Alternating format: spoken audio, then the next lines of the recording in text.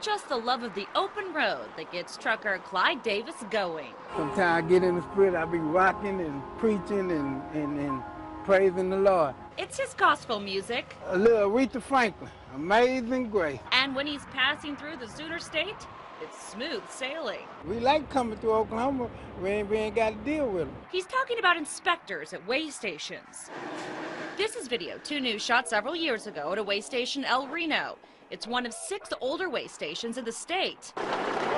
There are also 8 portable scales that inspectors can use, but only one of the older weigh stations is at a point of entry, meaning, for example, a truck coming in from western Oklahoma could unload, turn around, and go back without ever seeing any scales. In fact, some weigh stations are in such bad shape, they've been closed down for years, and the ones that are open haven't been maintained well in decades. Poor lighting prevents some from even being open at night. But getting weighed is the law for truckers. If a truck is overweight, they would wear out the roadway prematurely, and so the investment we've made would not have the useful life that it should have. 4 years ago, the Oklahoma Corporation Commission started collecting funds for a fix to build 8 new weigh stations at points of entry in the state and 1 portable station. ODOT says it will cost $100 million for everything. They'll be high-tech and efficient. They can weigh more trucks faster. The stations are funded by a fee that wholesalers pay for gas, charging them a penny per gallon. But that caps out at $500,000 a month.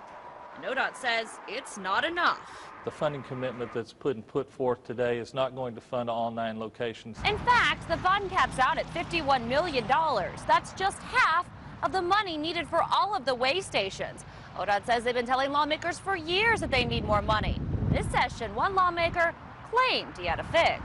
We're going to appropriate $500,000 per month. But that's how much is already appropriated. So instead, what Guy Liebman's bill actually does is change some wording so that it guarantees in writing that $500,000 monthly goes to weigh stations and doesn't go somewhere else. Still, no new money has been added. And that means getting all 9 weigh stations, which will take a while. As for funding weigh stations further down the road, anything's possible, but let's do just one step at a time. This is such a step in the right direction that, you know, we'll see how it works. Some progress is being made. This new weigh station near the Kansas border off of I-35 just opened up at the end of April.